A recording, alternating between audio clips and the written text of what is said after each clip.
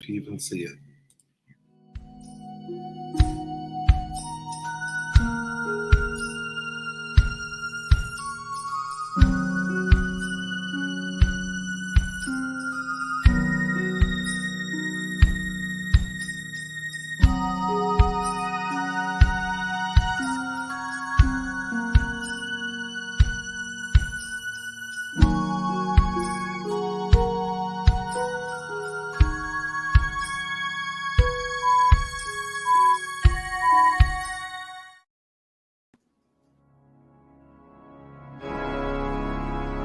You have created a monster and it will destroy you.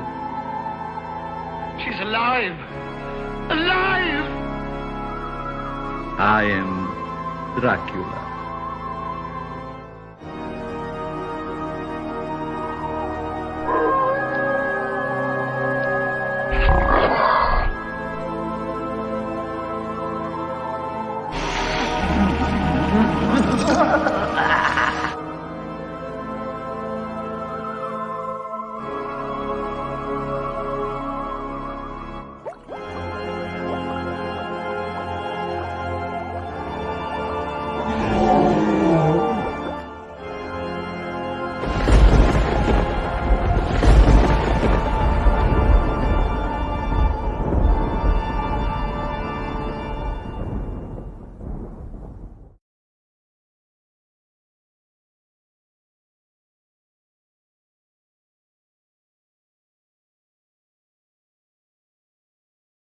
Okay, go.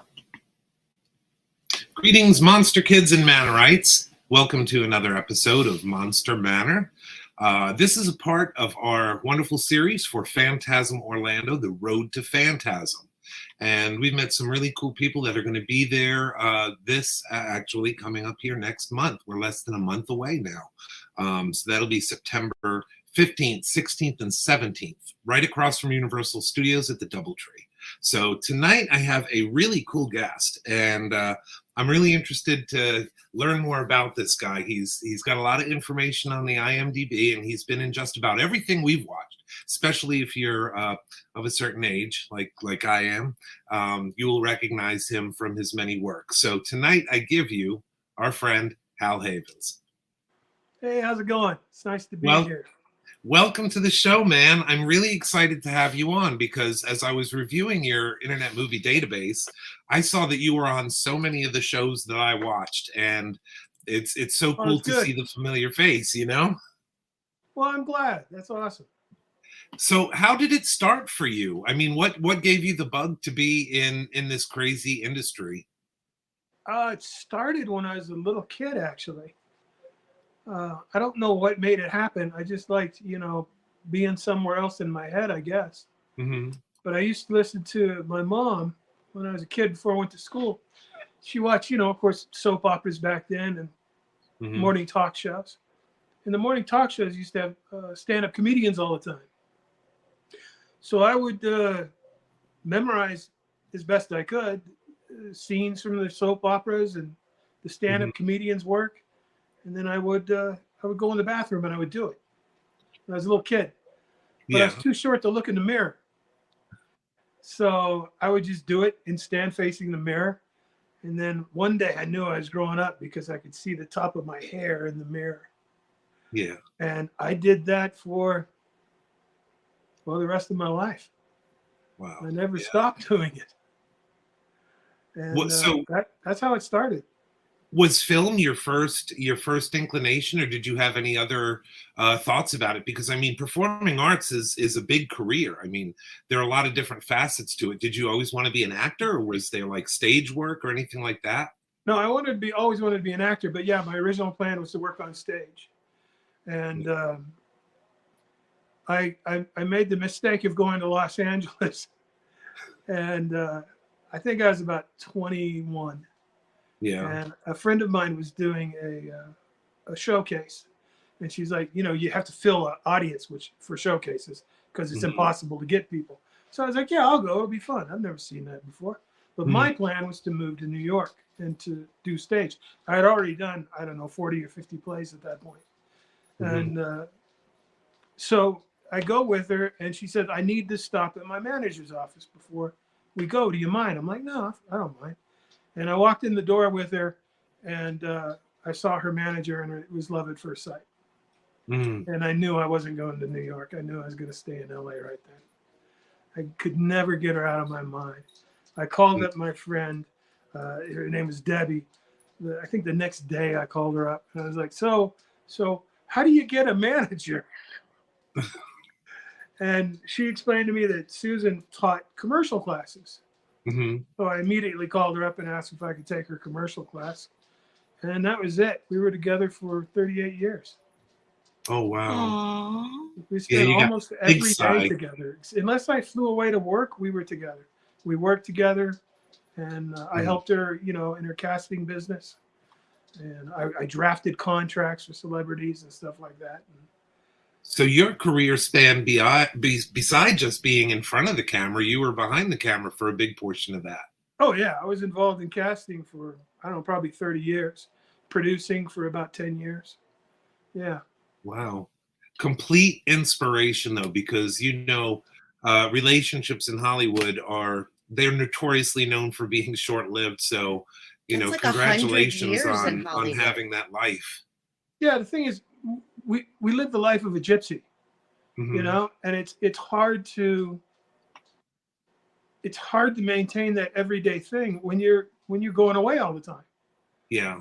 And luckily for me, I would never leave. Most of the time, I'd never leave for more than a week or two. So we were always together. That was the only time we were apart, is if I went to work. A lot of times I'd be gone. It'd just be gone for 2 or 3 days. So yeah. I noticed that you had a lot of television credits in the beginning. Was it because of that you wanted like shorter things so you could spend time with her? No, it's just that's what I got hired to do. If you got a guest star, it was great. If you got a co-star, I would do it. I didn't care. And I still have the same attitude. I love this business. I love the industry, and I love the people in it. I've only met, really seriously, one horrible person. I won't say who it is, but I've only met one horrible person in 40 some odd years now. That's a good ratio. Yeah.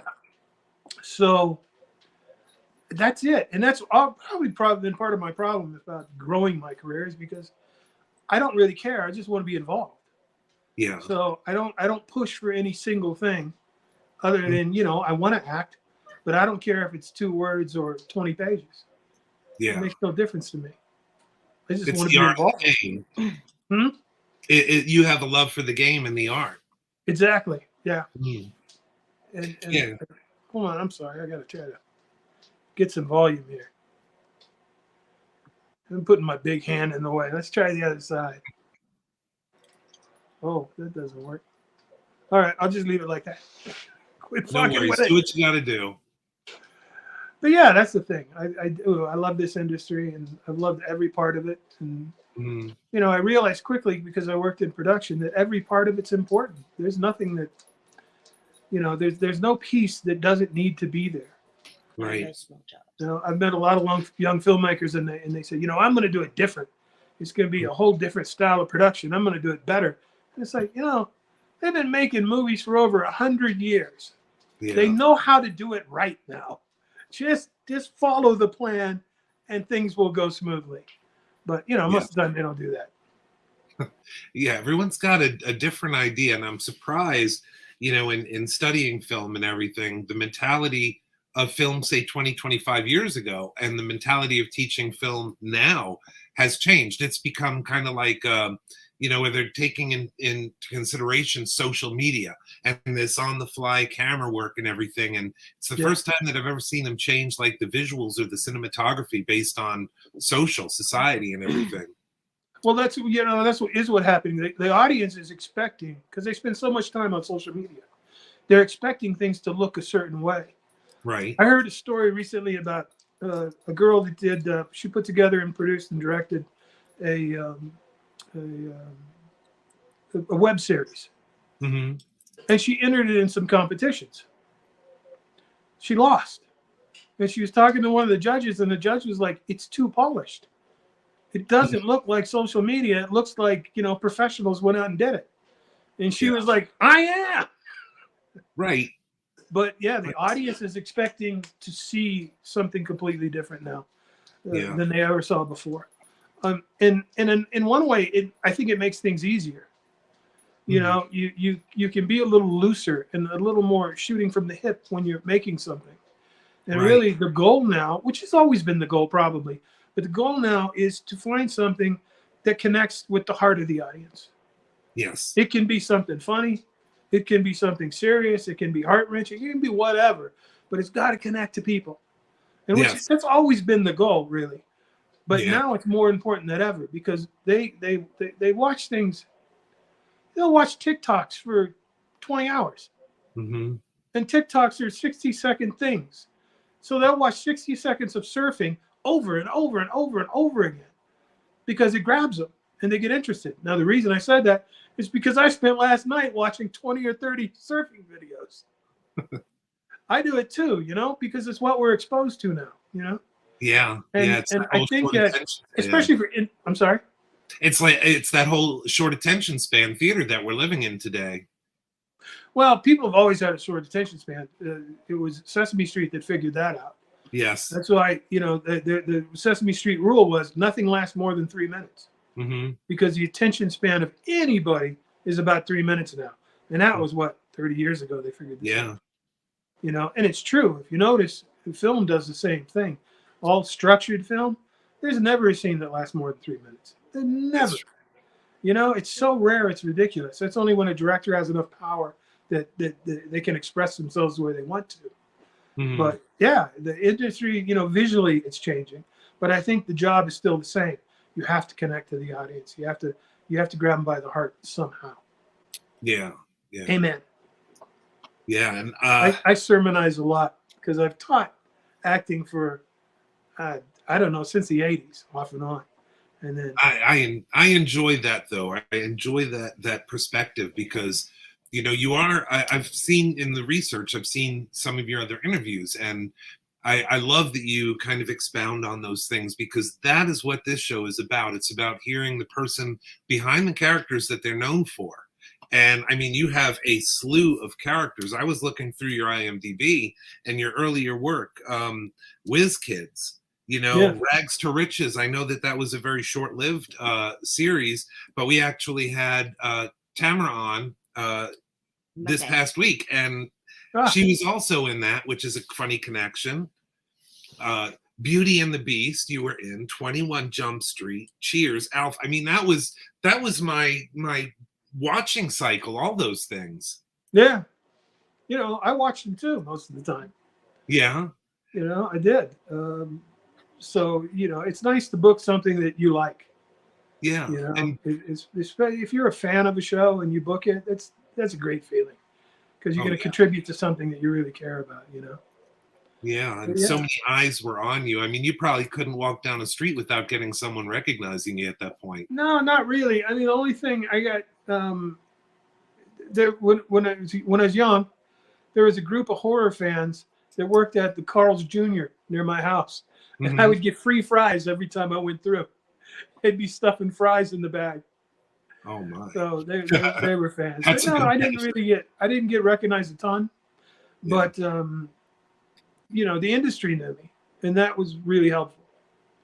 Mm. You know, you have to get to that point that the industry knows you. You know, and once they know you, it's a little easier to get around. But that fades with age. You know, you have to keep it up. Oh yeah. Again, that short attention span. But exactly right.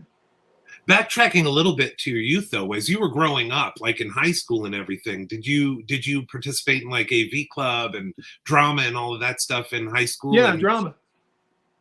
It was funny because, you know, I was not a drama kind of guy. Mm. I was this kind of guy. And I always wanted to be involved. Like I said, I started when I was a kid, you know? Mm-hmm. And a friend of mine had to take drama in high school because he, I don't know, for some reason he needed to take it. It was some kind of credit thing, like an elective or whatever. Right. So he's like, take drama with me. Come on, take drama with me. He couldn't find anybody. So I was like, sure, you know, I want to do it. I'll do that. The very first day, he gets in a fight with the teacher and tells her to fuck off. And And he gets she throws him out of the class. So he stands up to leave. He's like, blank you, you know, and he looks at me like, come on. And I'm like, later, Gator. You have fun. I'm going to be here for a while. And that's how I started, you know, with shows, doing shows. Started in high school. And then from then on, I did anything that anybody would let me do. It didn't matter. My personal favorite, though, was Shakespeare. I loved Shakespeare. Oh, wow. You know? Yeah. But I still showed up in frayed jeans and boots and looking like I was in the wrong place. That's generally the one comment I always get from people is, you don't look like an actor. Like, I don't look like an airline pilot. Which job do you want me to do? Yeah. Yeah.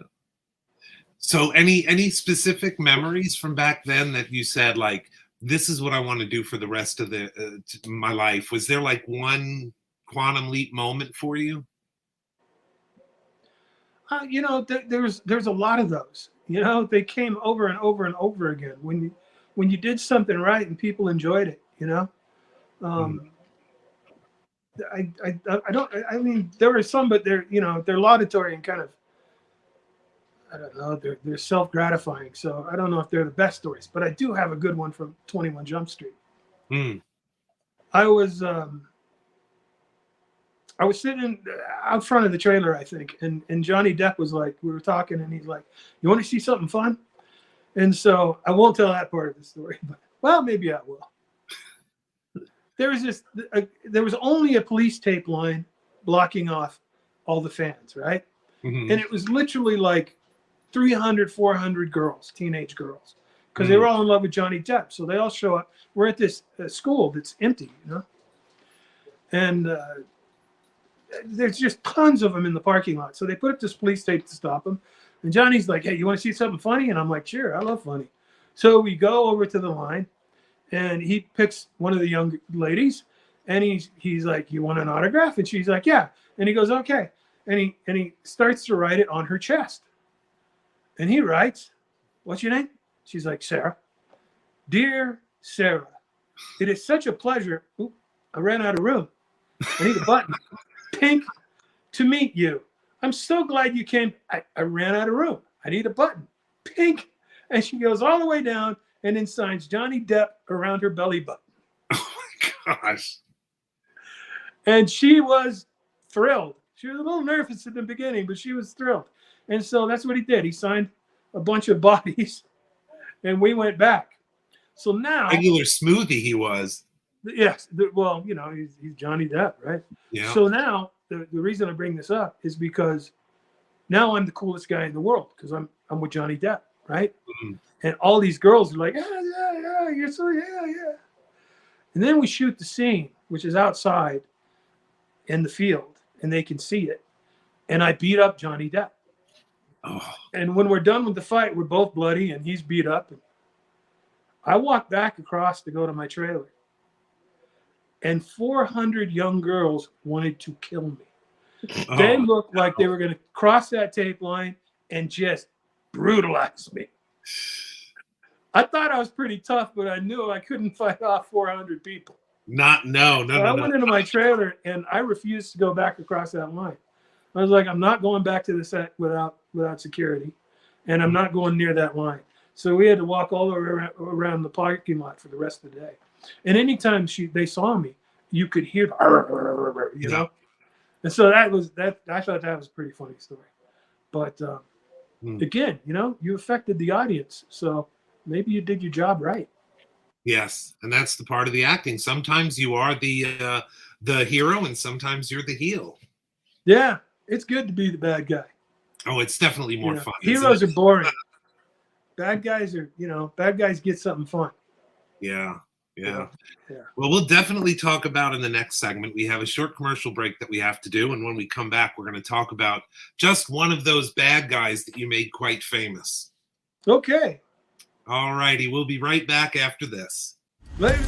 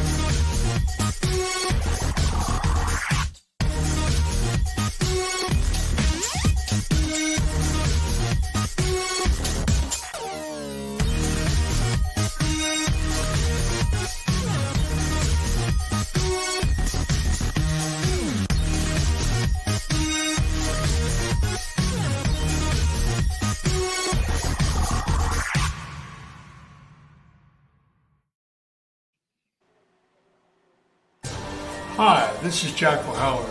This is Douglas Tate. You are totally watching Monster Manor TV. Keep watching.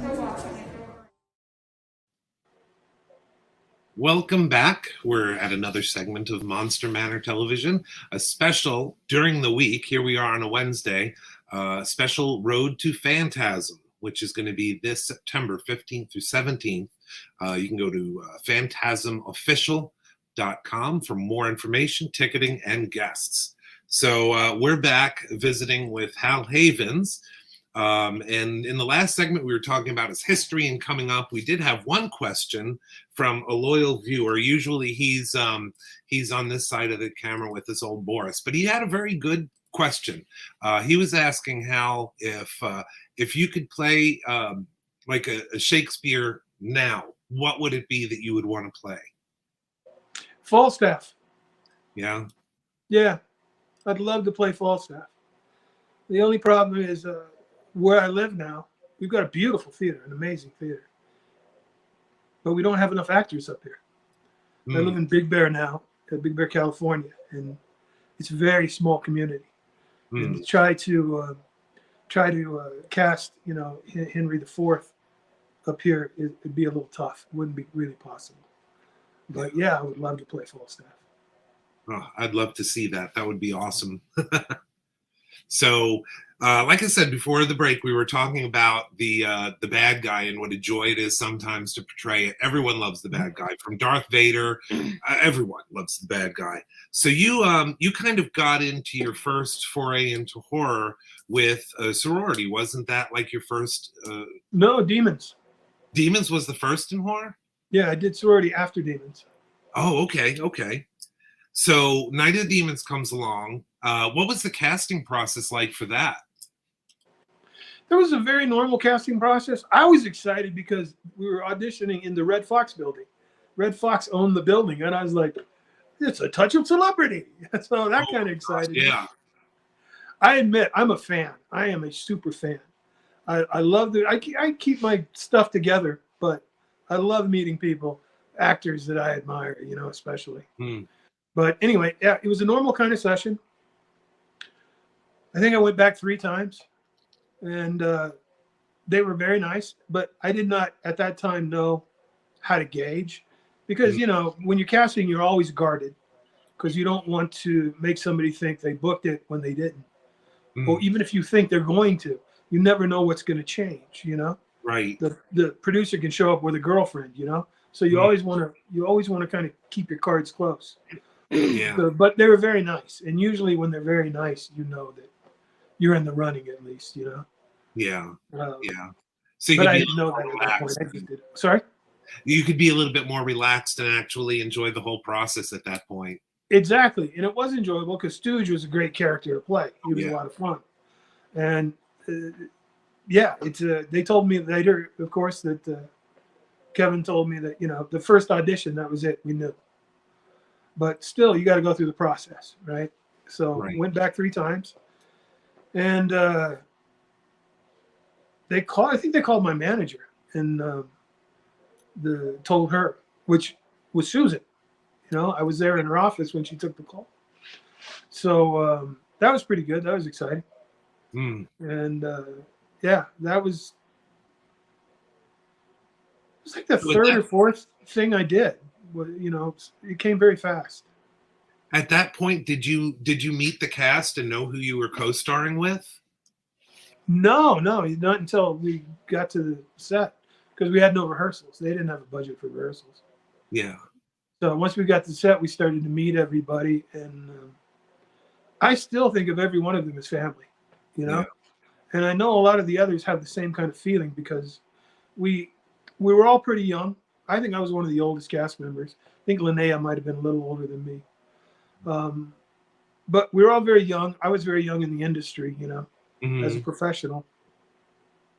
And so it kind of impacted us more than most jobs. A lot of jobs, you walk in, you walk out, and you do them and you enjoy them, but they're done when they're done, Yes. But this was kind of, a momentous occasion in my life. And I think in most of theirs too. The only people that had a lot of experience was Phil Tanzini and Linnea. right? Mhm. Linnea Quigley.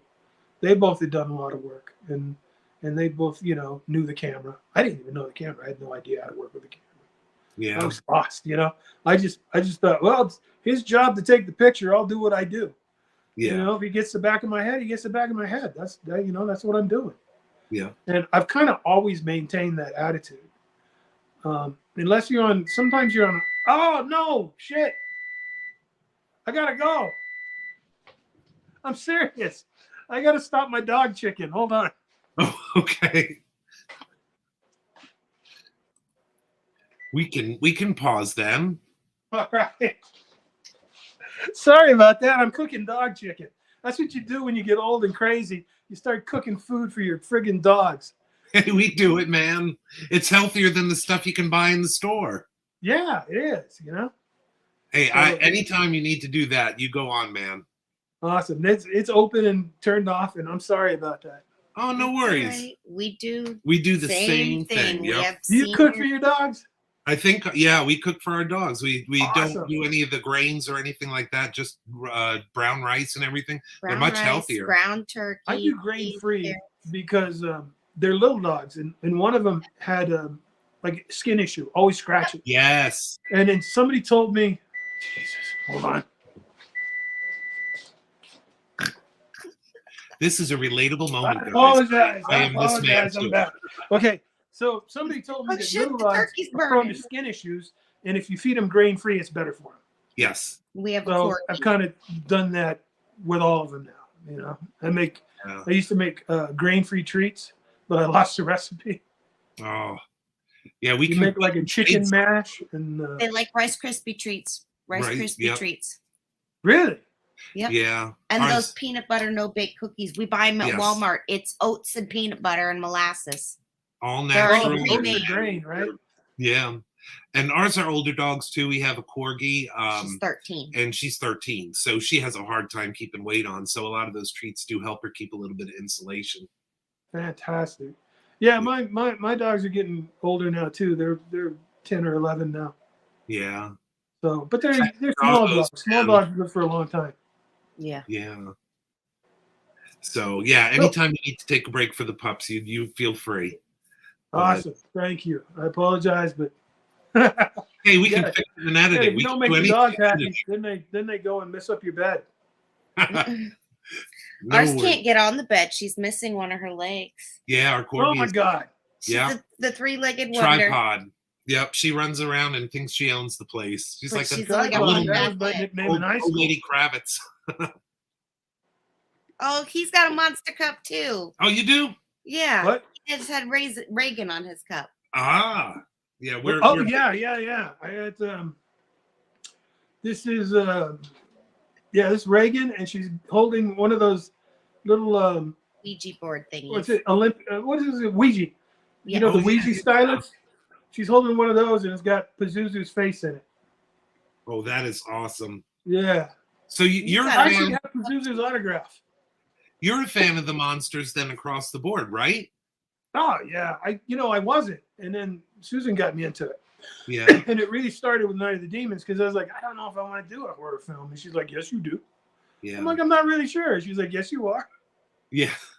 And so Well, smart, because that will solidify you within a community, and we know how our horror community and classic monster community supports us and loves us and everything like that. And there's nothing so like it. so true. I had no idea. These shows, I said no to these shows for probably 25 years. I said I won't do it. I'm uncomfortable with the whole idea. Yeah. And I did an event for Kevin Tinney, the director of Night of the Demons. He has a charity for autism. So he's like, I need you to come and be there. And I'm like, okay, you can't say no to that. Right. And Yeah. it's Kevin, who's a great guy. So I think most of us showed up for this event, right? And we met, I don't know, everybody in the theater. Must have been 100, 200 people. I mean, it was full. And it was great. People just want to say hi and treat you nice. Yeah. You don't get treated. You get home, you go do one of these shows and everybody treats you wonderfully, and you go do production and everybody treats you. You get home and you got to take out the garbage again. You're back to Yeah. work. Mhm. Yep. So it really became a wonderful thing. And for some reason, this film has connected with a lot of people in a very serious way. And I think my guess is because there was such a big cast. Yeah. And every character was very delineated, right? We're all kind of stereotypes. Yeah. And because of that, there's somebody for everyone. Exactly. You know, because that's what happens when you enjoy something. You attach to it somehow. Oh, and yeah. It's usually through one of the characters. There is someone for everyone. It doesn't matter who you are. If you watch the film and go with the fun, someone you're going to attach to. You're going to like it, you know? Yeah. It's one of those films that I always have people tell me that, you know, oh, my buddy always said, I hate horror. I don't like horror. And then I showed him Night of the Demons. Now he loves horror. You know, it's one of those. And it was very different. It was not just like a straight up horror. It was deep on a lot of levels. And I mean, the time that came out was transformational for a lot in that industry. I mean, the special effects were such that they grabbed you, and you had some amazing special effects artists on there. Our buddy Nick Benson was on there, but also Steve Johnson heading up the department, known also for his work on Ghostbusters and yada yada yada. Yeah, and he did. Was it Leviathan? I think it was Leviathan. He did one of those underwater. There were 2 underwater movies out. I don't remember which one they were, but when I went to his office to get the cast made in my head, he had all these props from Leviathan. And I don't know if you remember, but they were all these see-through creatures. Yes. Like huge creatures that were see-through. And they had these blue lights in them. And they're all just sitting on a shelf. And they're clear. And they look exactly like they look in the movie. It was amazing. I loved being in that shop. It was incredible what they were doing. They're such a talented group of people. You know? I was really lucky to work with them. And Stooge actually came out very good because he had done Stooge, and it was done. And something happened. He got in a fight with his girlfriend, I think it was. And so he stayed up all night. And because he was staying up all night, he just started working on Stooge. Yeah. And started making it better and better and better. So Stooge actually was a fan. It was a lot more than they paid for. I tell you, it ended up being really nice. So much so he got an action figure. Yeah, you definitely see that. And we do have a photo of one of your little action figures that everyone's kind of jealous that you got one. Pack. Yeah, that's pretty cool. Yeah, NECA produced that for you. And oddly enough, we're having Randy Falk on this Saturday as well. So I'm probably going to talk to him about your figure. Fantastic. You do that. I enjoyed that they did that, you know? I just discovered it on accident. What's that? Who else can say that they were made like an action figure? People can have you in their collections. Well, there's a few of them out there, but yeah, it's pretty cool. Yeah, it's pretty cool. I think you, Amelia, and Linnea were the only 3 that got figures from that whole series. Yeah. But man, that's a mark of fame. You have a figure made of you. It doesn't mean they won't do more, you know, at some point. But it was actually, I don't know, it was exciting. Yeah. It was kind of an honor, you know. Oh, Nick says he has the figures. Oh, is Nick Benson on? Yeah. He is watching us as we speak. Oh, hey Nick. I have those figures. Hey Nick. We came here from you, but we're here and we love you. Yeah, we'll be seeing Nick in a week or 2 somewhere. Yeah, we're excited about that too. He's a good friend of ours. He says he said, just wait till you guys see what I bring to Orlando. Uh-oh. I don't know what he's bringing. And scares me a little bit because I know Nick well enough to know. Yes. he always does something creative, it seems. Yes. Well, Scott and him are birds of a feather. They're both monster making guys. So. Yeah. Yeah. And that's what I'm talking about. This community, there is no middle ground. You're like family or you're not. And I'm really fortunate to know, people like Nick and you, of course. And it's a magical place in the most literal sense of the word. It's magical. The whole thing about this crazy thing where people get a dream to make movies and scare people. And all of a sudden you find yourself together and you have more in common than not. That's the thing, you know. It's more in common. That's what I was just thinking, you know. Yeah. It's like it is a community, and horror fans tend to attach to films more than most film fans, you know. Yeah. And when they come and you talk to them, and it's the thing is, like I said, I'm a fan. I've always been a fan, and I've never tried to be above that, you know. That's one of the reasons I just love everything about the industry. And when when I meet people who are fans, I'm a fan too. Yeah. And so we kind of connect on that same level. And you know, it's an odd thing. When you're an actor, you kind of live in a bubble. You know, you live in this tiny little world. And like I said earlier, you're a gypsy. You're always moving off. You're always meeting people, becoming close to them and moving away from them. And, you know, I say, great, I'll keep in touch with you. And of course, you never really do. So when you're out here and you have the opportunity to meet the fans and you find these people that you connect to because you feel the same way they do, you know? Actually, somebody just last night asked if I wanted to go see Martin Sheen on Broadway. And I was like, of course I do. Martin Sheen was in Apocalypse Now. And Apocalypse Now is my favorite film. I'm addicted to it, and I love every single person that was in it. And Sam Bottoms was actually a friend for several years. And I just like, again, I'm a fan. In fact, I used to tell Sam that you have to quit the business. You can only do 3 classics, and then you got to make room for the rest of us. Because he did Outlaw Josie Wales. He did the Peter Bogdanovich film.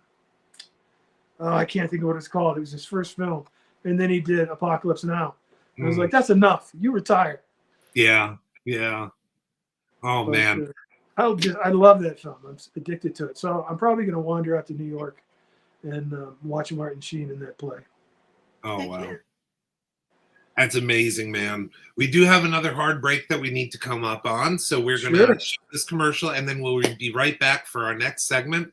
Got a whole bunch of more questions for you and a little bit of reminiscing. So that'll give me time to get liquored up.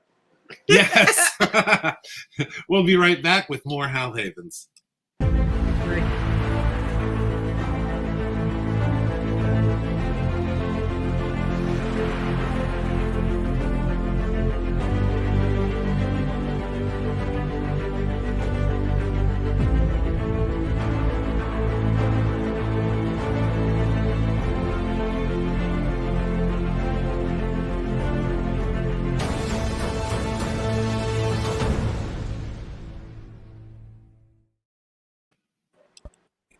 Fantasm Orlando returns to the Doubletree by Hilton at Universal Studios on Kirkman Road in Orlando with a very special night of the Demons reunion featuring legendary scream queen Linnea Quigley and Allison Barron with special effects master Nick Benson. Also featuring Felissa Rose from Sleepaway Camp and Fanta Crowley and Rob Mello from Happy Death Day series. Submit your entries now for the Shock Reel Cinema Film Festival exclusively at Fantasm. And Monster Manor is back once again to cover your horror favorites at the event. That's Fantasm Orlando, September 15th through 17th. Visit phantasmofficial.com for more details, VIP ticket packages, and more. We'll scream you there.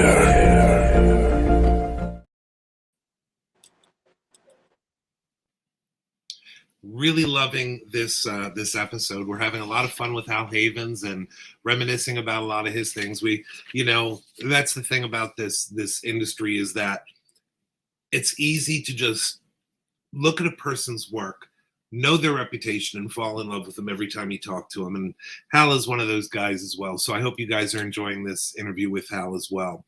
So we're back with Hal. We're going to talk a little bit more about Night of the Demons. Because we had Amelia Kincaid on this past weekend, and she was saying some of her memories about being on Night of the Demons, that at times it was like the only thing that fueled you guys, including the director, Kevin, it was the love for this movie and seeing it done, because evidently your budget got cut or something, or you weren't getting paid. They cut the budget almost every week. They'd show up and take $100,000 out of the budget. That was the only time I 100,000? saw. The only time I saw Kevin get angry. He was always calm. He was always joking. He was, you know what I mean? He's like, and I've done 2 films with him, and he was the same way on both. Mm-hmm. And then I think it was the 3rd time they walked in and told him that the line producer told him that another 100,000 is getting taken out, and he just, I thought he was going to murder the guy. And Kevin's big. I don't know if you've ever met Kevin. He's like 6'3" or something like that. He's big. Yeah. And I thought he was gonna go after the guy, but he got it together and calmed down. That's the only time I ever saw him angry, because he wanted to make the film, and he had to cut a lot of things because of that. Oh, yeah. I mean, what was the response on set, though? I mean, you guys. Most of us didn't. Most of the actors didn't really know. I only knew because I was hanging with Kevin and I heard the conversations. But I kind of stuck with Kevin because I wanted to learn, Right. So I watched him, and he's kind of like, anytime I've produced or directed, I've directed some small things, I always use him as my prototype. Keep it calm, keep it relaxed, keep it happy. Most people in production do. Yeah. You don't share bad news with an actor because you can't upset an actor. If an actor is upset, they can't work. You know what I mean? You have to be able to focus. You can't be concerned about, they're cutting the budget of the film. It's none of your business anyway. Yeah. And you have to be able to focus and do your job, and all that kind of stuff takes you out of it, Yeah. And I don't care if you're doing 1 line or you're doing 100 lines. You have to have the same amount of focus. In fact, it's harder to do 1 line than to do 100 lines. If you just have 1 line in a scene, that's much harder to do than controlling a scene. You know what I mean? Because you have to be ready, you have to have the energy, and you have to pop in when you're supposed to pop in, and then shut the fuck up again. Yeah. Yes. That's the way it works. Yes. Most people don't know. But anyway, you have to keep calm around actors. You can't really, I know it seems weird, but you can't upset them emotionally. If you do, they're not going to work well. Yeah. And that's just the thing, is that the burden on, and this as well as anyone, the burden on the director, the producers, the people that are, behind the scene, it's great because they can't really share that with the talent, or like you said, there's going to be that breakdown. Yeah. Because especially we were very young, and, we're looking to the producers and Kevin Tinney to kind of guide us through, I did. I had no idea how to work with a camera, it was that was the first thing I did that was more than a week, Yeah. And so I think it was like the 3rd project I did. I'm pretty sure. So once I realized Kevin, was open like that, I just watched him all the time. I paid attention to him to try to get a gauge on how things were working, and to learn about, film. That's another thing I do. I always talk to grips and camera operators. I'm always trying to grab more information, Right. I worked on something, I don't remember what it was, but if you work with the new red cameras, well, they're not new anymore, but if you work with a red camera, a lot of times they'll color correct on the set. And that guy was going to have to stab me to get away. I asked that guy so many questions. It was crazy. And then when I told him I was colorblind, he was ready to punch me. Oh, man. But I can color correct because you color correct on values, and those values are numbers. Yeah. You can find the values anywhere, if you look for them. Right. And so you can color correct. It's even when you're colorblind. Yeah. But, well, I mean, that's the thing. Like I said, I love this industry. Yeah, that's the thing, is it's not work. If you can just absorb and learn from everyone that you've worked with, you can do anything. And usually they're happy to share with you and give you the insights to their tasks. That's like, I don't know. I won't tell anybody that. That's kind of a secret. But yeah, there are certain groups of people that don't want to share their secrets. Yeah. They hold them tight because they have to protect their knowledge, they feel. Mm-hmm. And then there are other people that once you're cool with them, then they're going to let you, they're going to start talking to you, Yes. And that's why I said grips are notoriously tight-lipped, right? They don't want to tell you anything until you prove yourself to them. Yeah. And then you're cool, and they'll tell you all kinds of stuff. I That's how I learned most of what I know about physical production was from grips. Mm-hmm. And because they're the ones that do everything. Right. You know, the gaffer walks in for, half an hour and sets up, but you're not there, so you can't really watch them do that. And then you rehearse and they tweak it, and that's it. You see them for 35 seconds, but grips are there all day doing everything. Right. Anyway. They're the unsung heroes. Really? Crafty. Huh? Them and Crafty. Everyone loves Crafty. Craft services will save your life, When I teach, that's one of the things I teach is, usually if you have good craft services, if you're working late and it starts to cold, 11:30, midnight, somewhere in there, they'll come around with something warm that's got protein in it. They'll come around with a little soup, a little chili, a little something. And I see a lot of people go, no thanks, And it's like, no, you have to eat that. They're bringing it for a reason. Yeah. And the reason is so you got enough protein in you to work another 2 hours. And I always, on set, it's like the only time in my life I eat correctly. I only eat proteins and greens. That's it. But I'll take a piece of dessert and I'll put it in my trailer for 11:30 or midnight. If we go that long, then I'll come back and I'll get that sugar boost, Yeah. But it's much better to have a warm protein boost, Oh, yeah. They know what they're doing. Yeah, they do almost everything for a reason on the set. Mm-hmm. These guys, they're not guessing. They're professionals. Yeah. And they know what they're doing. And so if you just listen to them and watch them, you'll figure it out too. Yeah. Yeah. Anyway, I don't think that answered your question at all. No, like I said, this is a show where we meander a lot and we talk about things that, we don't plan for. It's like inside the actor studio where we're going to talk about a little bit of everything, along the way. Because that's how you find out. And again, it goes back to the fandom of horror, particularly. When you have that fandom, they love everything about you and stuff like this. It's like we're having an hour-long, extras on the DVD. They love it. So don't worry about ever walking around in different directions. Oh, good. So with Night of the Demons, all the challenges that you had with the actual production, was there any kind of release that you all got to see this together? Yeah, I think we went to a couple different release parties, and we did a little bit of promotion for it. Linnea did the most. I flew around the States a couple times to do some things, and Linnea basically flew all over the world to promote it.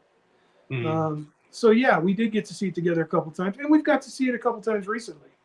Yeah. We had not recently. It was 5 years ago, I guess. We had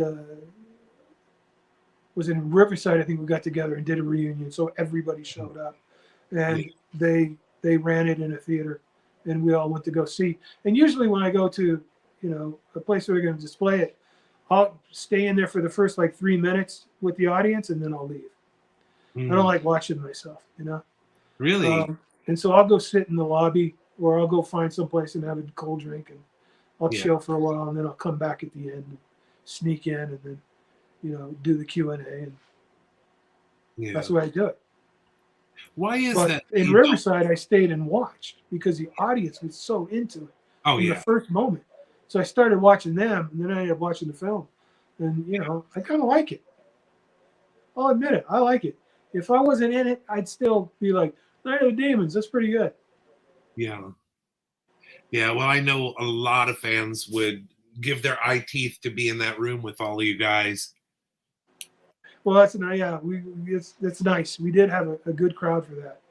Yeah. And, that was actually a very good show. Watching, and he said we actually had a cast and crew screening in Hollywood. Who's this? Kevin Tenney. Kevin Tenney is on with us too. Hello, Kevin. He's watching. Kevin, how's it going? We have a lot of eyes on us with very friendly faces attached to them. So we've had Nick Benson, now Kevin, who will be on our show. Here blowing smoke up your dress, Kevin. But yes, so that's wonderful. I mean, you guys couldn't get enough credit for what you did and coming out of such a great. I mean, at least it got sequels. I know that not everyone was associated with the sequels, but that's kind of like the litmus test for a movie is when it gets its sequels, good or bad. Yeah. Well, most of it, none of us did anything with the sequels really, except for Linnea. But Yeah. you can't fault that because Angela is such a classic creation. You know what I mean? She like it's like a space of her own that Angela sits in. Mm-hmm. She's beautiful and creepy at the same time. You know, Yes. horrific and beautiful. And Yes. and there's not I don't know another character that really does that. Yeah. You Yeah. know, at She that was level. very, very specific, and I think that everyone Yeah. loves a little bit of Angela in their life. You know, we got to talk about that with Amelia a lot, and she was the same way. She was like, you know, people just love that character. Yeah, they really do. They connect it. Kevin And said it's so, you know, you look at it and it's instantly iconic. I'm sorry, what'd you say? I said, Kevin said, checks in the mail. Sweet. Yeah, but yeah, I tell you, I love Mimi, Amelia. Yeah. I can never call her Amelia. I always Mimi, call her yes. Mimi. Yes. I'm an overly sincere kind of guy. I really am. And I lost Susan about 3 years ago, around the beginning of the pandemic. And I literally, you know, I walked in the house and it was empty. And it was the first time in my entire life that I was alone. I always lived with people. And we always had people living with us because Susan's attitude was, there's no such thing as an empty bed. Somebody needs to fill it. And so we constantly had people living with us. And I had Susan, you know, and before that, I had my family and I had roommates. And it was the only time in my life, the first time that I walked into a place and I was alone. And I knew I was going to stay alone. And that wasn't going to change. And it didn't for about 3 years. But a few months after it happened, I walked in the bedroom and closed the door. And I basically refused to leave. The only time I left is when I had to go get groceries. You know? Yeah. Yeah. And I got a call from Mimi. And we had not talked since Night of the Demons. You know, we'd seen each other a couple shows and we talked. But we weren't close. But again, like I said, I hold all those people in my heart in a special place. Yeah. And I think we all kind of do. Most of us do. And she called just to see how I was doing. And she was the only human that I had to talk to at that point. And I would hold her on the phone for hours. I wouldn't let her hang up. And she didn't matter. She'd call back. And we'd talk again for a couple hours. And she'd call back. And there's a couple people during that time. Because when you're in a state like that, in a state of grief like that, you're so tense and you're so crazy. It's nothing but chaos in your head because the world doesn't make sense anymore. You don't know what to do and what not to do. And there was maybe 3 people that I could talk to that calmed me down. And Mimi was the first one. When I talked to her, I got calm. For some reason, I just relaxed. And I tell you what, I will love her for the rest of my life for that. I don't know how many hours she spent on the phone with me, but it had to be 20 or more. And yeah, I will always be indebted to her. She's a wonderful woman. Yeah. Anyway, there you go. I told you I'm overly sincere. Well, I appreciate it, man. I'm the same way as you are. I wear my heart on my sleeves, but stories like that, it's just incredible, and it humanizes these people we idolize, you know. And I was amazed when I had our interview, all of the stuff that she does around the world on her own dime, you know. Oh yeah. That shows you what her heart is.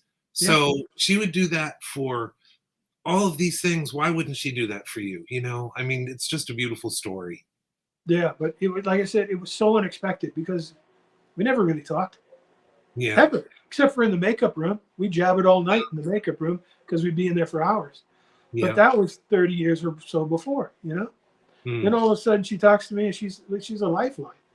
Yeah. You know, she really was. So yeah, like I said, I'll always be indebted. She's really a wonderful person. And, thank you so much for sharing that, man. I do appreciate that. I know that our viewers will as well. That's really tear-jerking. Well, I tell people if you're going through that state of grief over anything, my mantra became, all I have to do is wake up tomorrow morning. That's it. That was my only goal in life, was to wake up. I really didn't think I was going to survive it. Yeah. I'm a guy, so a guy has to have rules, has to figure out stuff, right? Yes. So the first thing I did when it happened, and I knew I was just sinking into this deep hole, Yeah. I went online and I started to find people that were talking about trauma and grief. And they all said the same thing. It's going to take 2 or 3 years. Right. And I didn't think I was going to survive. I didn't think my heart could take that kind of tension for 2 or 3 years. I thought I was going to have a heart attack or a stroke. I didn't think I was going to live. Yeah. And so that's why my mantra became, just wake up tomorrow morning. Just wake up tomorrow morning. And then one day I woke up. It was about 3 months ago in August. And it was like the sun was shining. Mm. My eyes saw things differently, literally. And I realized that I need to get back into the world. I need to find people again. Because for those 3 years, I just kept in a hole. Mm. You know, the only thing I really did was audition, which now you do at home anyway. Right. And I did some shows. And most of the time it was really difficult to do the shows because the more people I dealt with, the more it would affect me, you know? Mm. But also, the more people I dealt with, the more my mind was occupied with something else, you know? Mm. And so we go back to those fans, and they really helped, you know? They kind of, there was a few things that saved me, and those fans were one of them. Yeah. And the 3 people that could make me relax was another one. I would talk to them, all 3 of them, for as long as I could hold them. And then a weird thing happened. I started to become obsessed with joy. Mm. Most people aren't joyful. True. You know what I mean? And when you see somebody with joy, when you see somebody filled with joy, and you're in that state, yes, they're like sunshine.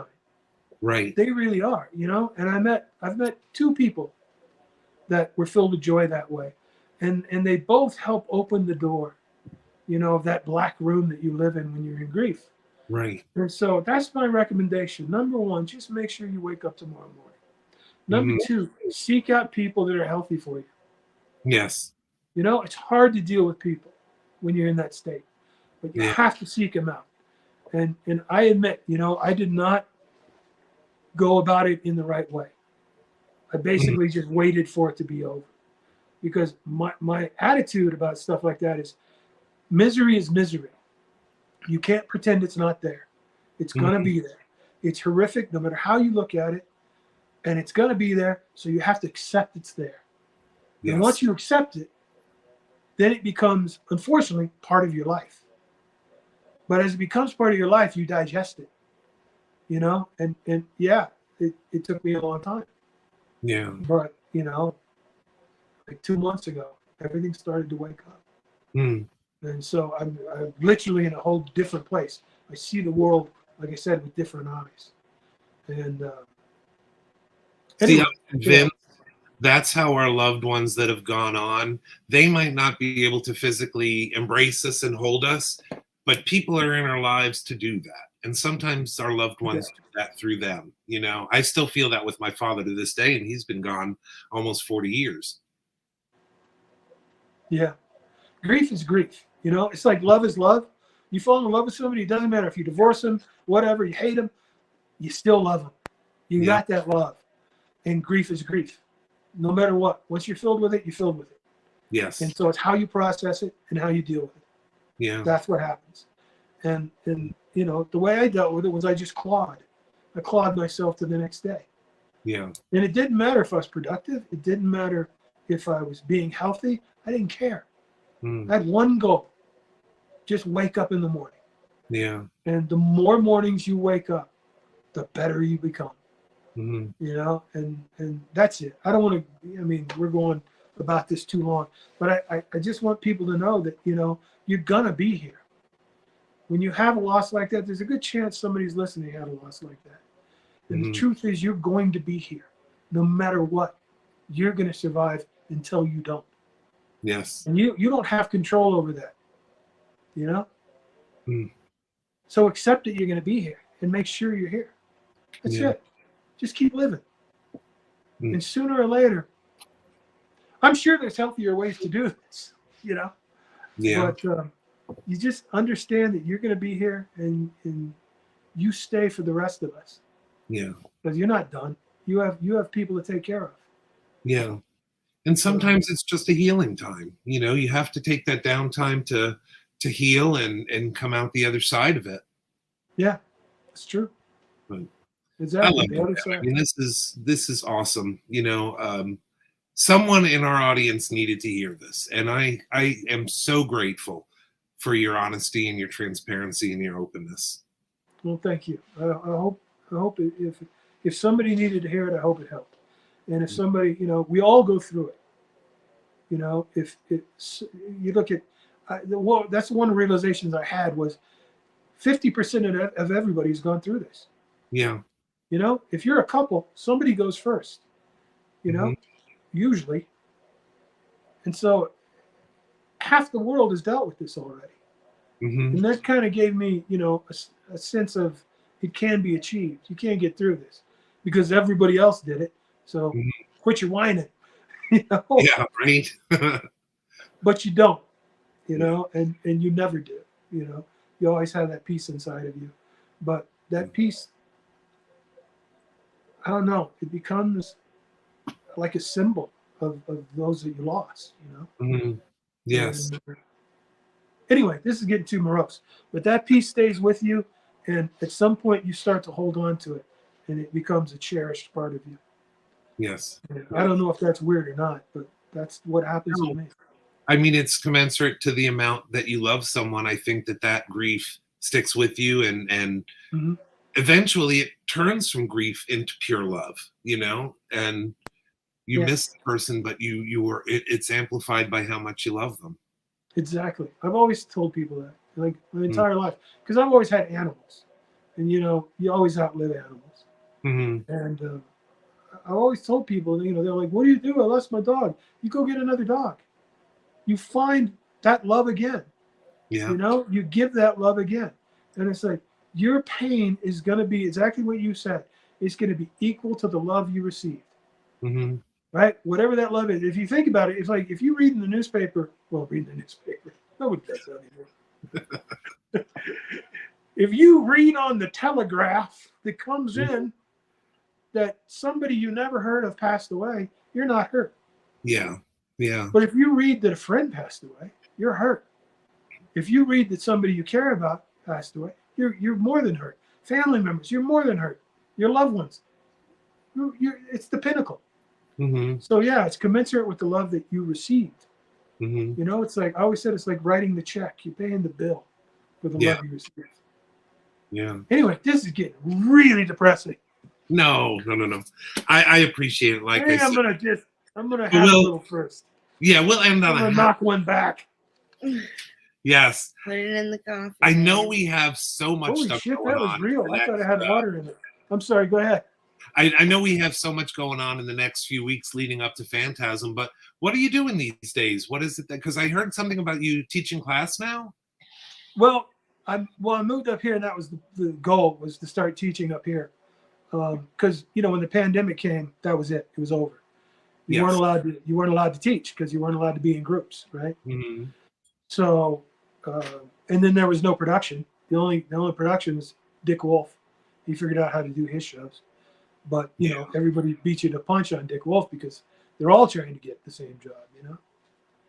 So I thought I'd come up here, start a theater company, and start teaching. The problem is there's just not that many people up here. You know, it's a very small community. So I think we'll start with the theater company first. We're trying to find shows to mount right now. I'm kind of sold on network. So I think I might give that a shot. Problem is, again, very big cast. You know, so physically it becomes difficult up here. But this is a theater community. You know, they've traditionally always been a theater community. There used to be 4 theater companies up here. Wow. You know, and they built like I said, they built a purpose-built, beautiful theater, and nobody's using it. So it's going to become mine. Yes. I'm going to take it. Create what you want, man. What's that? create the change you want. See, that's the thing. Yeah. That could be a mecca for artists in that area to come and play together. That's one of my goals. Is I want to make a deal with one of the hotels or groups of cabins up here, and do a summer conservatory. So I'm hoping to do that, you know. But currently, I'm just living, and I'm doing I do a radio show, a blues show called The Red House on KVBB, the voice of Big Bear, 94.5. Really? We do a blues show every Friday for a couple hours, where I tell the history of whichever artist I'm playing, and then play their music, and it's just stories and music, just like this kind of. Yeah. And it's I enjoy it because I love the blues. It's always. Oh yeah. And when I was approached to do the show, I was like, "Well, can I do blues?" And they're like, "Sure." Oh, so it was like carte blanche. It is. Yeah, it really is. I was going to actually start an afternoon show with more progressive music, but I spend so much time working on the blues show. Yeah. You know, to do one night, it's almost a full-time job. Yeah. Because you have to research and do and look in the history of artists that you don't know. You know, I mean, I was a big fan of the blues, and I thought I knew a lot about it, and my brain was shot after about 3 shows. It was like I was out of stories. But I love doing the research, and I love meeting these people. And, you know, we're doing a show in Baton Rouge in a couple weeks, and so from there I'm going to Mississippi, and I'm going to spend a week in Mississippi trying to chase down the blues. You know. So I'm going to put you on the spot. Who are your top 3 favorite blues performers? Jimi Hendrix, number 1. Yeah. And that's who actually got me in the blues and involved in the blues, was when I heard him play Red House. If you know that song, it's a straight blues song, and it's absolutely gorgeous. And I used to just loop it on my record player. I just leave it, and it'd play, because on the album, it's almost the entire side of the album that's on. There's only a couple other songs. So I just play it over and over and over at night. But him, of course, Robert Johnson, and then God, there's so many. Junior Wells is probably one of my heroes. Yeah. Herbert Sumlin is another one. Boris is a Robert Johnson fan. Boris is a Robert Johnson fan. Oh, really? Yes. Well, he's got good taste. Yes. Johnson was the first, and he wasn't really the first, but he was the first. It's like kind of like Muddy Waters being the first Chicago blues player. He wasn't the first Chicago blues player. He was the first to give it to the world. And that's what Robert Johnson did. He gave it to the world. There's a very funny story about that. It's sad and funny. Lomax was doing a show.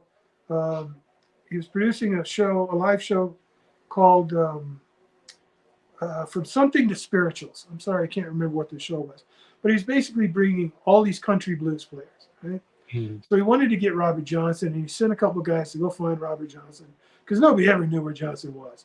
He just floated place to place. He was, the stories about him are mystical, because he was a mystical kind of guy. And anyway, they find that Robert, unfortunately, was murdered about 2 weeks before the show. So they replaced him with Big Bill Bronzy. And Lomax plays two of Johnson's records at the beginning of the show, so he's involved. And then Big Bill Bronzy replaces him. Well, Bronzy, he didn't know how to do a big show like this. He wasn't really aware. I mean, literally, he took a bus to New York so he could, and he bought a new pair of shoes. That was the thing he did for the show. Yeah. He does one number, and the curtain comes down, and he doesn't realize he's supposed to back behind it, so he gets stuck in front of the curtain. And he doesn't know that they want him to do another tune at the end of the show. So he gets around from behind or in front of the curtain and puts his guitar in his case and walks out the back door and gets on the bus and goes home. That's the kind of guys these guys were. Yeah. They weren't represented by 100 managers and agents, and they were just guys that went from juke joint to juke joint. Yeah. Meaning basically bar to bar. Yeah. You know, these heroes we have, they were playing in bars to 50 people and trying not to get shot at 3 a.m. because a lot of them did. Yeah.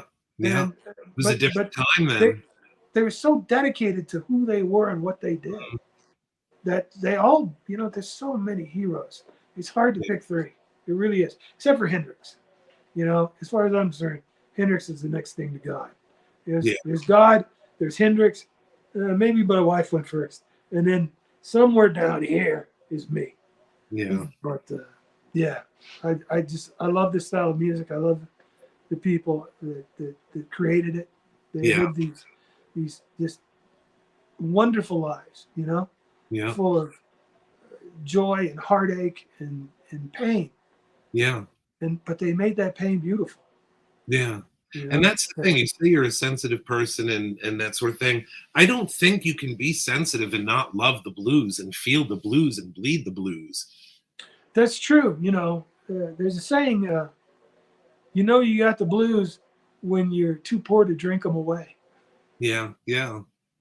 But yeah, it's like if you attach to that sensibility, it really does become an important part of your life. It really does.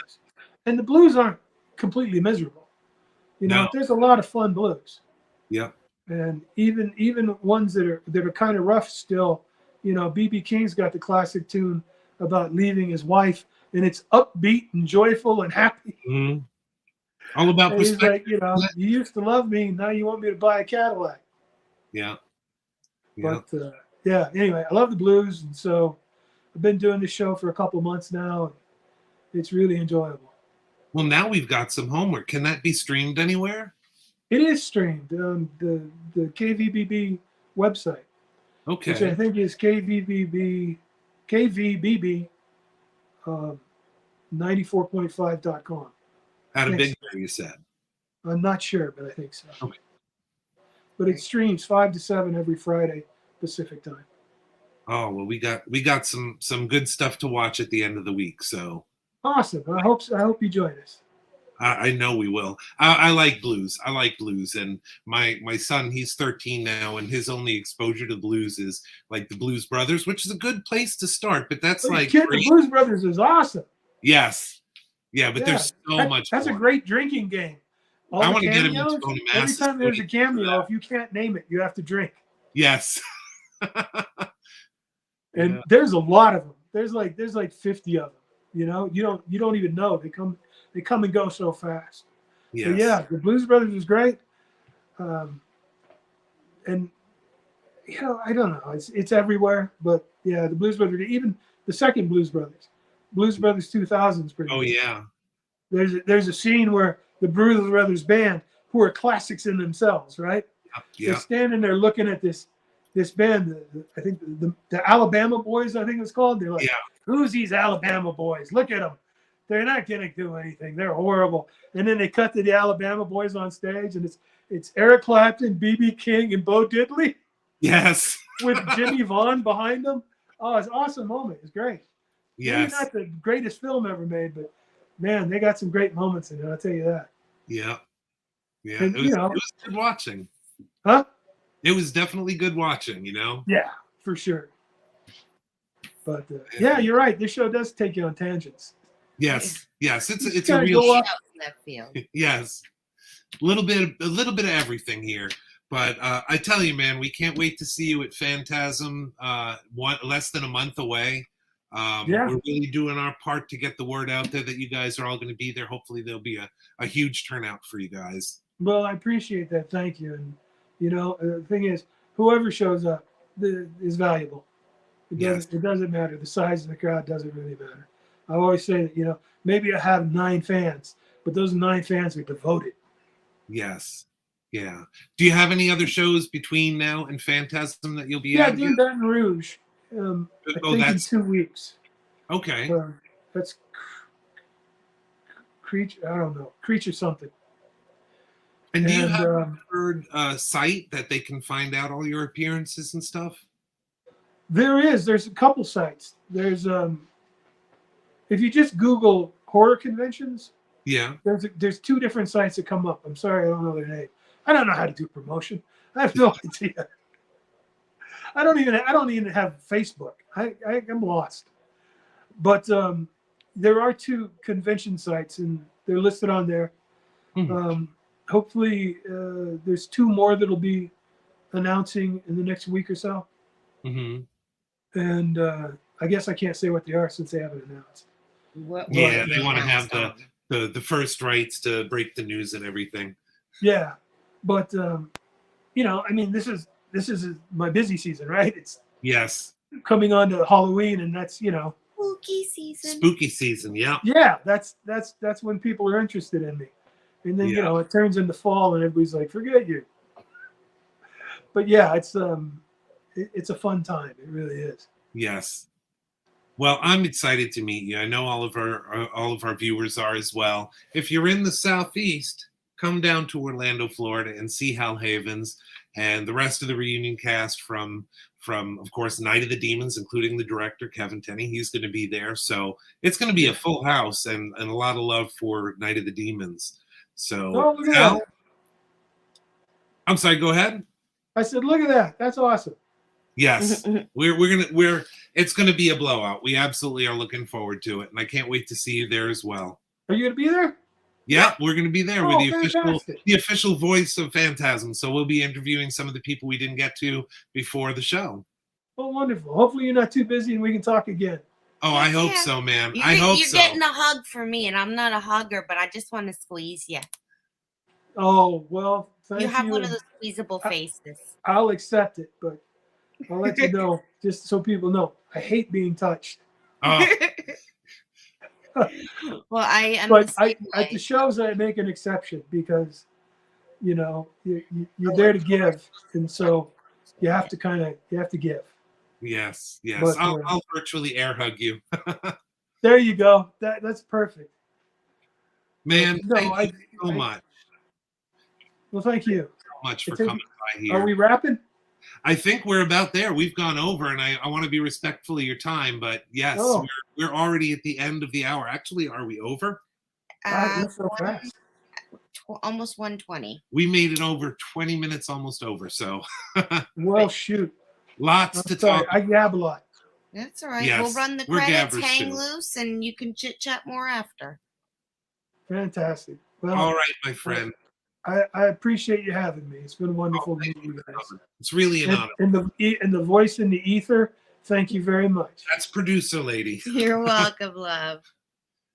All right, hang loose for just a second. We're going to run credits and stuff, and we'll be right back with you, love. You bet. Thank you. And to everyone else out there, this has been another episode of Monster Manor. Check us out on the World Wide Web at www.monstermanor1313.com. We're on all the social medias, including TikTok. You can check Boris out on his after show program. Usually every weekend we shoot the show, so you know how that goes. But stay in touch, and hopefully we'll see you at Fantasm next month. Have a good night, everyone.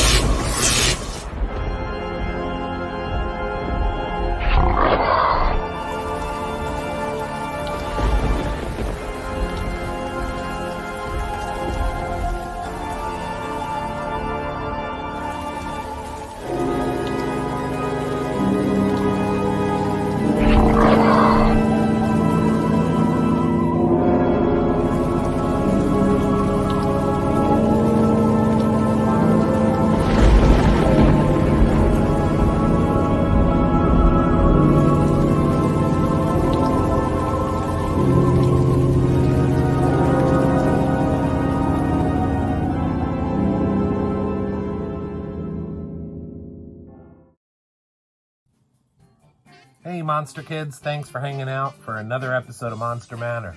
Do us a favor, though, and hit the bell to get reminders of when we add new content. Subscribe to our channel, and while you're waiting for new shows, check out our website at www.monstermanor1313.com. New content at least every other week, sometimes even more often. Like and follow our Facebook page as well for other content. And lastly, if you want to help us out, check out our Patreon under Monster Manor with Scott Fenster. Thanks for hanging out until the end.